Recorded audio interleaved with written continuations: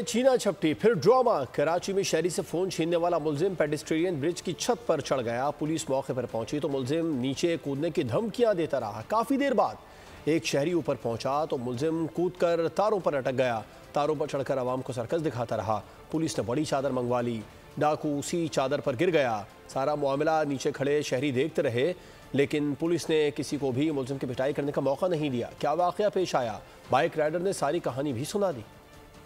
वाले भाई है जिनका मोबाइल छीना इसने, इसके पास वेपन भी नहीं है। जी भाई, ये बताइए क्या हुआ है आपके साथ? मेरा मोबाइल छीन के भाग रहा था तो मैंने इसके पीछे से गाड़ी हिट किया। हाँ, तो ये बाइक के ऊपर चढ़ गया। अच्छा, और आपको चोटें भी आई हैं? हाँ, मैंने हिट ये किया तो उसमें से मेरे को चोटें। ये देखें, और अब ये होशियारी कर रहा है, ऊपर चढ़ गया है। ये नीचे आने दो, इसको नीचे आए और इसका फुटबॉल बनाना है। इनको इबरत का निशान बना दो ताकि आइंदा ऐसे वाकयात ना हो।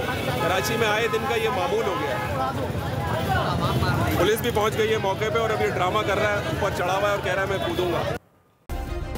सब्सक्राइब करें और बेल दबाएं ताकि कोई खबर रह न जाए।